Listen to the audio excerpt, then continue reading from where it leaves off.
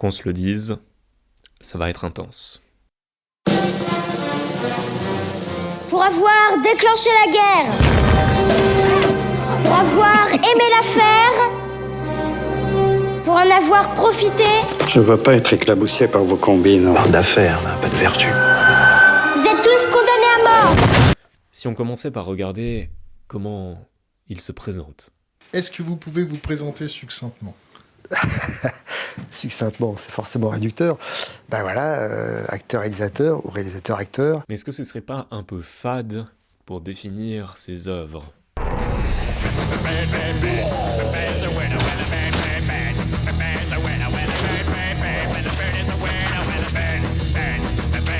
Ami, depuis quelques années, est-ce que tu as remarqué que chez Albert Dupontel, il y avait un aspect très intéressant qui tendait à se développer, celui du message qu'il partage en parallèle de ses œuvres. Je parlais de Robert Kennedy tout à l'heure. Robert Kennedy, il y a un moment extraordinaire dans ce documentaire et dans sa vie, c'est quand il prend la parole dans un ghetto black à Indianapolis et il parle aux gens avec des mots d'une conviction. Il vient d'apprendre la mort de Martin Luther King et il leur annonce, et c'est certainement la nouvelle la pire qui peut exister à ce moment-là par rapport à cette audience. Et il prend la parole, il leur dit voilà, on a tué votre frère, on a tué le mien aussi, et c'est un blanc qui l'a tué, donc c'est pas une question de couleur de peau, c'est juste une absence d'amour dans ce pays, etc., etc.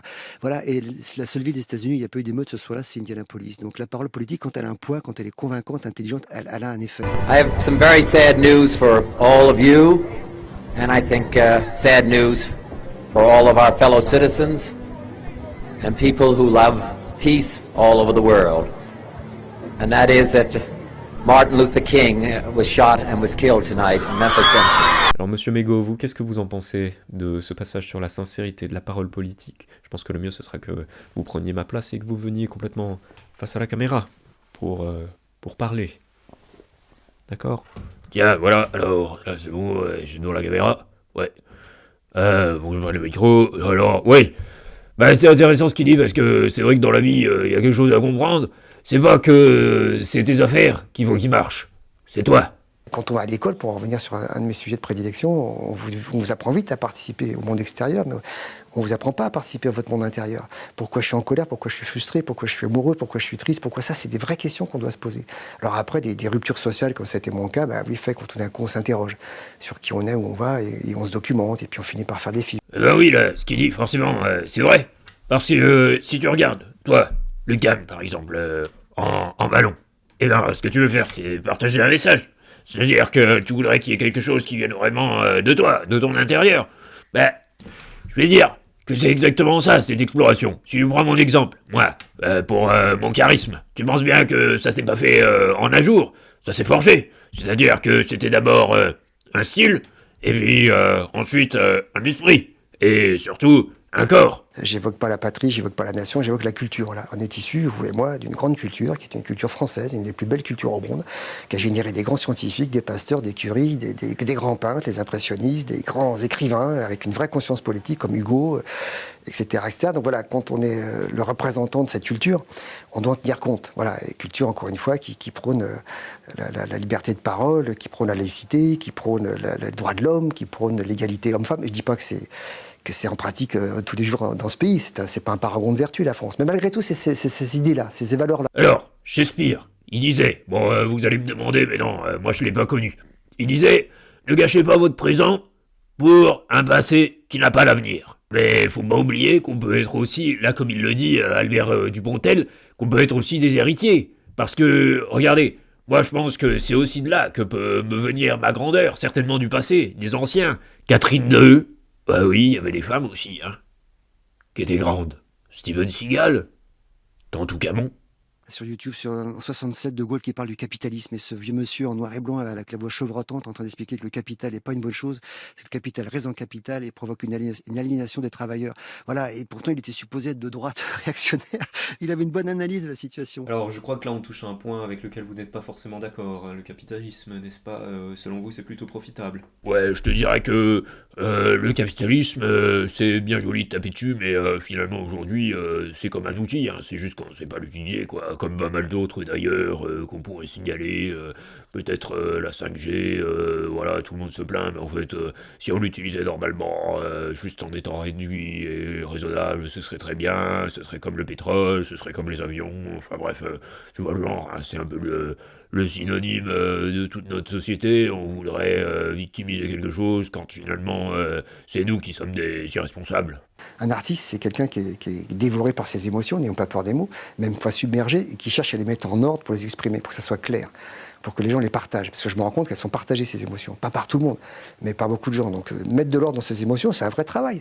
Vous me demandez comment on fait, on se met au travail. Voilà, je suis sur un prochain projet, je prends des notes. Puis à un moment donné, c'est anxiogène, hein, ce climat. Il faut écrire. Puis on fait lire, et puis ça va pas. Puis on recommence. Second tour, on a fait 4 retakes pendant le film. On montrait le film aux gens discrètement, toujours avec des projections pendant le montage. Et puis des fois, les gens disaient, excusez-moi, mais dans les petits commentaires, j'ai juste rien compris.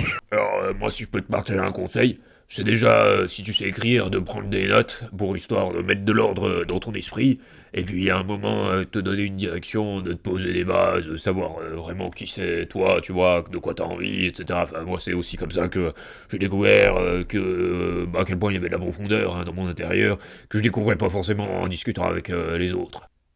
Disons que parfois, il manquait, tu vois, un peu de subtilité, il manquait un peu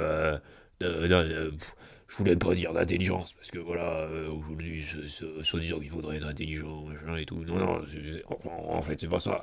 C'est juste qu'il faut avoir un minimum voilà, de sensibilité, d'esprit, un minimum de respect aussi pour sa personne, se soigner, etc. Et bon, chez les autres, parfois, c'était, comment dire, c'était un peu léger, quoi. Mais si tu commences à écrire, bah là c'est pas la même, tu peux vraiment te retrouver à toi-même, face à toi-même, et bah, tu vas prendre toute la profondeur de ton être en face de toi, quoi, juste là sur une feuille. Tant qu'on n'a pas touché le fond, il n'y aura pas de réaction. Le problème, si vous voulez, c'est que le problème, il est mondial et que c'est une bagarre contre nous-mêmes qu'on est en train de faire. C'est pas les Allemands, quelque part, c'était pratique. L'ennemi, il y avait une croix gammée, des casques. Mais là, c'est notre mode de vie, c'est notre consommation frénétique, c'est nos habitudes. Dans cette pièce, il y a du matériel. Il y a 100 ans, il aurait fallu 200 personnes pour faire ce que vous êtes en train de faire. Alors si je vous reprends la place 2 secondes, monsieur Mégo, si je comprends bien aujourd'hui, on se bat contre l'ennemi intime, c'est ça? Celui qui est vraiment en nous. Vous l'interprétez de la même manière? Je pense qu'on est curieux d'avoir votre éclairage. Tu sais, parfois, on dit que l'erreur est humaine. Alors, c'est sûr que si tu regardes certaines personnes, tu peux avoir la certitude que c'est en effet une erreur capriforme. Ça va, on se calme, je suis un blagueur, c'était une vanne. J'espère que ça va pas trop terminer dans ton cimolo tout chaud et que t'es capable de la comprendre, hein?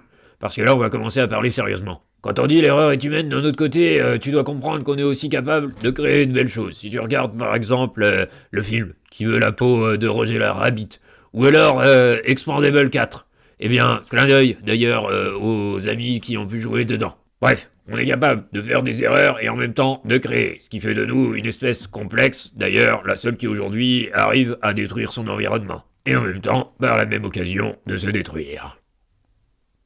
Et ouais, on est la seule espèce qui fait ça. Alors, qu'est-ce que t'as d'autre à dire, maintenant que tu sais que t'es capable de créer, que finalement c'est le moment de réagir, et que ça commence par toi, ça commence par moi, ça commence par vraiment agir soi, pas les autres, vraiment agir soi. Oui, alors c'est pour ça que le Cameron Blanc, il répète toujours que c'est la création qui va nous aider. Bon, c'est des choses qu'il a essentiellement pompé de mes enseignements, mais faut pas dire c'est normal, il m'a payé pour ça. En vrai, ça fait quand même 2-3 punchlines pas piquées des vers qui nous envoient. Chaplin disait l'amour donne un sens à la vie, mais c'est pas l'amour béni oui, c'est l'amour de la beauté, c'est l'amour de la nature, c'est l'amour de la culture, c'est ça, c'est un foison, on peut en avoir. Encore une fois, notre culture, elle est immense. L'appréciation, la créativité, le respect, l'amour de soi et de son environnement. C'est vraiment quelque chose que j'ai envie de te partager ici. Pourquoi ? Parce que je pense que c'est une des meilleures réponses qu'on puisse apporter au cynisme.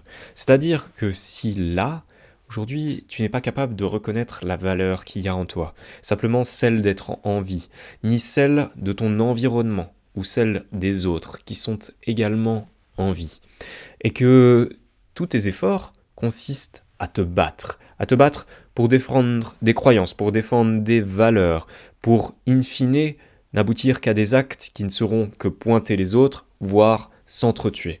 Eh bien, qu'est-ce que c'est que ça? À part l'irrespect de la vie.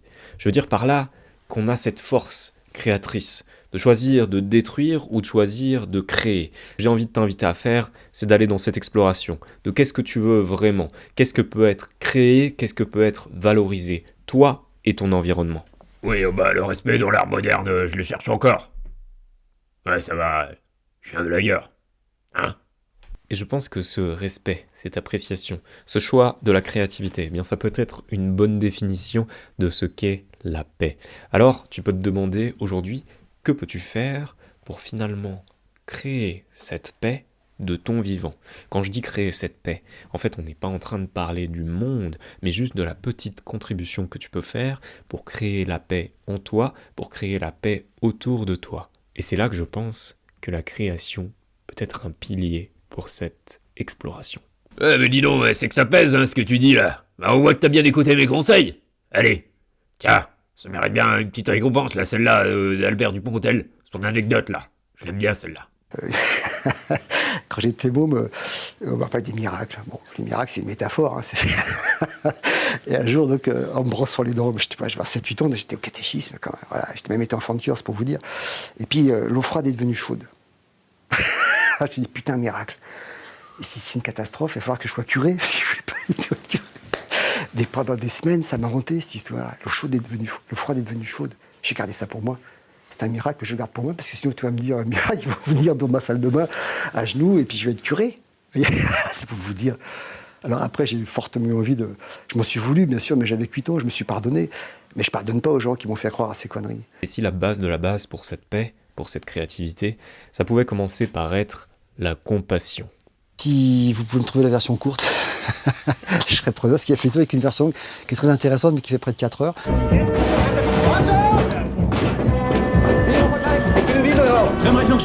C'est un des premiers films que je voyais à l'époque du point de vue des méchants, entre guillemets, qui étaient les Allemands. On voit qu'ils sont largement aussi perdus que les pauvres gars qu'on a mis de l'autre côté. C'est extrêmement bien fait. Et je suis étonné de voir à quel point ce thème de la compassion, ça revient souvent dans les interviews d'Albert Dupontel. Mais c'est comme votre rapport à l'humour dans ce film. C'est-à-dire qu'on ne rit jamais d'une blague, on rit d'une situation, d'une conséquence, d'un malaise. C'est ça qui rend le film drôle, en fait. Mais moi, j'ai beaucoup d'empathie pour tous ces bons hommes, quoi. Ils ont tous une histoire, ces personnages-là. Et moi, j'ai de l'empathie pour tous les monstres, et puis pour les gens gentils aussi. Donc, il n'y a pas de problème à les aimer. On a une possibilité qui est de l'ordre de l'attitude, qui est de l'ordre du choix, qui est de voir le mal partout, ou alors d'écouter une voix qui est présente depuis la nuit des temps, et qui ne s'est jamais interrompue, et qui nous dit que l'amour, qui nous dit que la paix, qui nous dit que la création nous est nécessaire, et que tout ce qui nous ramène à ça est admirable. Encore une fois, même les laïcs ont besoin de spiritualité. Moi, je suis laïque, mais je crois qu'il y a autre chose au-dessus de nous. Il suffit de regarder un ciel étoilé le soir, même les pieds dans le bitume, près d'un fast-food, ou d'un parking, ou d'un métro pourri. On appartient aux étoiles, on n'appartient pas à ce qu'on a créé, nous, qui est encore une fois l'emprise de Newton. Parfois, on se dit, lorsque j'aurai cette voiture, je serai heureux. Lorsque j'aurai fondé ma famille, je serai heureux. Lorsque j'aurai publié cette création, je serai heureux. Mais c'est un leurre. Et M. Mégaud, de par son expérience, en parlera mieux que moi. C'est un leurre, en effet. Tu as la citation, d'un autre côté, t'as la paix. Tu as la confusion, d'un autre côté, t'as la clarté. Tu as la peur, t'as le courage. T'as la connaissance, l'ignorance, pardon, de l'autre, la connaissance. Tu as la colère, tu as la sérénité. Tu as le désordre, tu as ma vision des choses. Mais si là t'es en colère, et que tu voudrais emprunter de la sérénité, comment tu fais? T'es baba là. C'est sûr que être auprès de moi, ça a un côté rassurant. Et ça peut aider. Je vais te dire qu'il y a un paquet de femmes qui me le disent d'ailleurs. Et même parfois, des hommes. Tout est possible de nos jours. Bref, ils viennent vers moi, c'est rassurant, mais je vais leur dire à chaque fois que la sérénité, eh bien, en fait, c'est pas moi qui la donne. Elle vient d'eux, exactement comme les hirondelles reviennent au mois d'avril. Ben, Chaplin disait que la vie n'a aucun sens et l'amour peut lui en donner un, ouais, effectivement. Mais quand on parle de l'amour, c'est pas au sens béni oui, c'est juste aimer les belles choses. Le monde dans lequel on arrive très vite est un monde qui est pollué par la publicité, par qu'est-ce que tu veux faire plus tard. Plus tard, il faut gagner de l'argent. Et ça, c'est une anti-définition de l'amour, justement. Et l'amour, bah, c'est tout d'un coup, quand il fait beau, de plus en plus beau, malheureusement.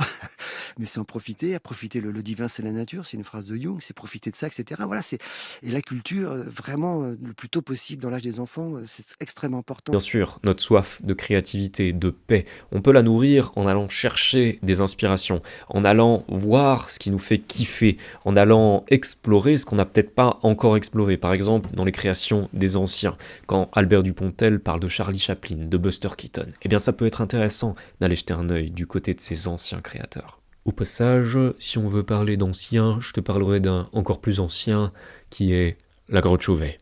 Et là, comment dire, c'est le chamboulement, c'est la bombe, c'est la frise chronologique artistique qui en prend un coup. Les cartes sont rebattues. Parce que la cinéphilie, ça se cultive, c'est comme le bon vin, c'est comme les tableaux, ça s'apprend tout simplement. Donc il faut proposer des matériaux adultes à des enfants assez jeunes, ils comprennent très rapidement ce qui se passe en fait. Et un petit truc pour exercer son œil, eh bien ça peut être de se faire une liste des références qu'on t'a partagées, qui ont résonné pour toi, mais que t'as pas le temps d'aller voir sur le coup. Alors tu peux comme ça te noter par exemple tel film que Dupontel t'a recommandé, ou que Monsieur Mégot t'a recommandé, enfin lui il aime beaucoup les aventures, il regarde presque que ça d'ailleurs de Roger Rabbit, qui sont très bien d'ailleurs, et le moment où t'as le temps, pour te donner un cadre, au lieu d'aller flâner à droite à gauche, alors que t'as pas forcément l'idée de ce que t'as envie de voir en ce moment, eh bien tu reviens à cette petite liste, et tu dis, ah ouais, tiens, si finalement je me regardais ça, là, les aventures de Roger Rabbit, comme on dit. Rabbit. Ouais, pour l'anglais, tu pourras venir me voir aussi, hein. Rabbit, voilà. Un film où transparaît aussi, comme toujours chez vous, de la tendresse, de l'humanité, un esprit d'enfance qui fait du bien en ces temps d'actualité violente et troublée. Ken Loach, que vous admirez, dit qu'avec ses films, il veut provoquer l'indignation du spectateur. Vous voulez provoquer quoi avec ce film Moi, je considère que l'indignation est déjà là et je cherche surtout à distraire les gens, voyez. Et de ça, vous, Monsieur Mégot, qu'est-ce que vous en pensez ? Ce que j'en pense, j'en pense que c'est vrai. Que c'est même tout le rappel de notre puissance. Et notre puissance, elle commence par quoi ? Elle commence par respirer. La puissance d'être en vie, tu te rends compte de ce que ça veut dire ? C'est vraiment, en fait, quand je dis respirer, c'est parce que c'est de là que tout émerge. Un premier souffle, figure-toi. Alors si tu te rends compte de ça, je vais te dire que tu vas vite aussi te rendre compte de finalement toute la puissance qu'en émerge. Parce que si t'arrêtes de respirer, là, t'es cuit, en somme. Mais si tu continues, tu peux bouger, tu peux parler, tu peux être dans la création aussi. Et c'est là que réside en fait tout le fait d'être un humain. Est-ce que tu le sens là, tout ce pouvoir qui est à ta disposition ? Un conseil pour les jeunes générations, une bouteille à la mer. Alors contester l'autorité de façon intérieure. Il ne s'agit pas de foutre le feu à l'école, justement. Mettez en doute ce que vous dit le professeur, mettez en doute ce que dit vos parents, mettez en doute ce que vous dit le monde environnant. Voilà, la vérité, elle est en vous. Accédez à vous-même. Contestez intelligemment l'autorité et donc soyez créatifs. Et ce qui compte, c'est bien ça, c'est de débuter. C'est de ne pas attendre de remettre son bonheur à une occasion spécifique, de ne pas attendre d'avoir passé cet examen pour être heureux, de ne pas attendre d'être vieux pour pouvoir enfin savoir ce que c'est que de profiter d'une journée, pour savoir ce que c'est que de se sentir en vie. Se sentir en vie, ça peut commencer dès maintenant et ça se pratique. Comprendre que t'es en vie, que t'es une force créatrice, capable de détruire, ou alors capable de valoriser, toi ou les autres. Et que ceci, c'est de l'ordre du miracle. C'est là qu'est la transformation. Ouais. On peut l'essayer ? Non, c'est-à-dire que l'assurance ne couvre que le propriétaire, voyez-vous. Dans l'allée, là, juste pour l'écouter. Oui, non.